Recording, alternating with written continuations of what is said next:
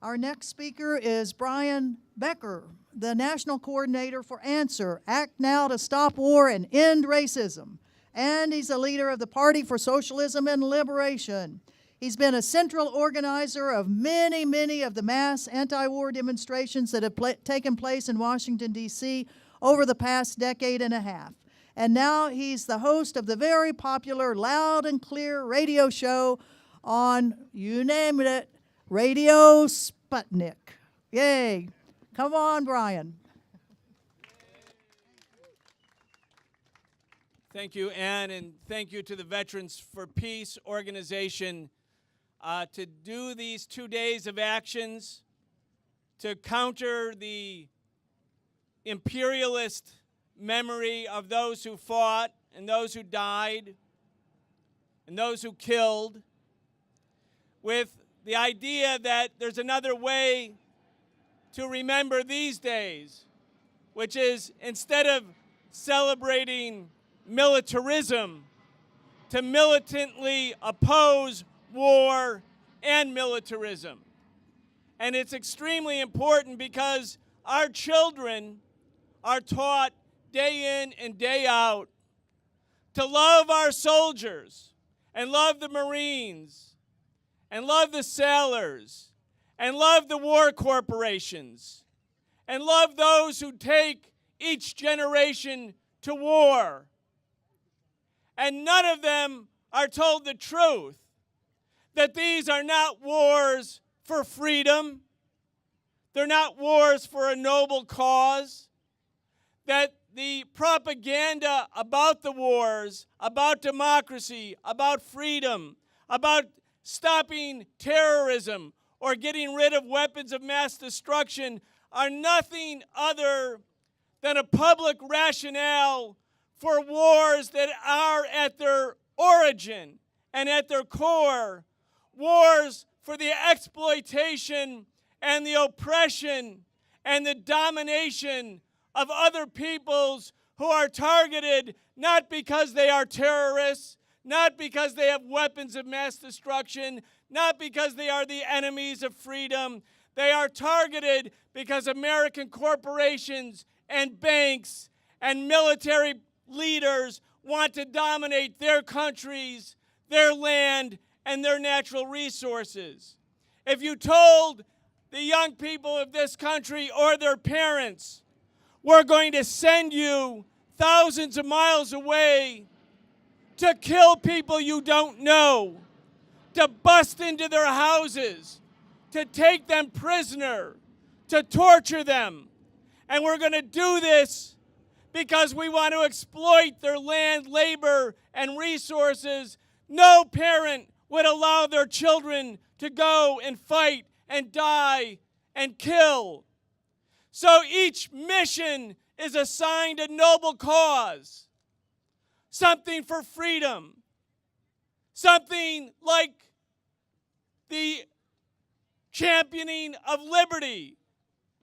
So we have in America today, and we have had it generation after generation, a toxic combination of demonization, of racism against the targeted population, of anti-communism, which is considered part and parcel of American militarism.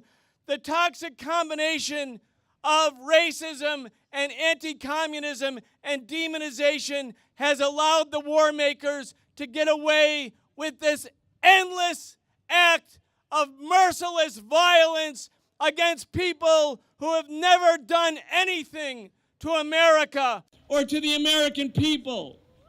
When we stand up against war, it cannot be simply because war is the absence of peace. No one wants war, but we must say that our struggle against war is more than the protest, the absence of peace. We are also protesting the absence of justice. We are protesting the exploitation that is a form of violence that takes people poor people and grinds them into the dirt. And they say it's always to rescue people from those who are denying them their freedom. Right now, there's a war going on in Latin America. It's not bombs that are dropping in Venezuela. It's the same methods of CIA destabilization and economic warfare to take the Venezuelan socialist government down, just as they took Allende down in 1973. What are economic sanctions and CIA covert operations and economic destabilization other than war? When we stand against war, it's not just the absence of peace, but it's the execution of imperialist agendas against targeted countries using a whole assortment of tactics.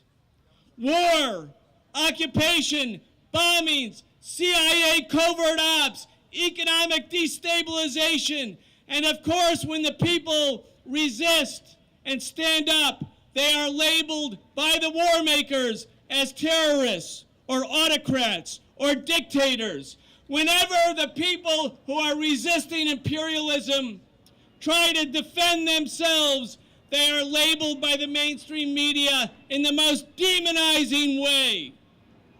When we stand against war, we have to stand against the ideologies of the war makers as well. I want to invite you, those of you who will be here tomorrow, to join us at 1 p.m. at the OAS, where we're going to be standing with the people of Venezuela and the people of Brazil and the people of Bolivia and the people of Argentina and the people of Ecuador and El Salvador and Nicaragua, who too are being targeted by the war machine, but using slightly different methods. In other words, standing against war means building solidarity with all oppressed people against imperialism and rejecting racism, demonization, and the presentation of targeted people as something less than human. Let's build this movement. One of the earlier speakers said, well, we're small in number. We're always small in number till we get bigger. But until the people who are willing to stand together, no matter how big we are, do just that and stand together, we cannot possibly be a magnet for the millions who agree with us but have not yet heard our message. So there's no reason for us to be anything but optimistic, because our message is the message of truth, it's a message of justice, it's a message of anti-imperialism, and thus it is the message of peace. Thank you very much.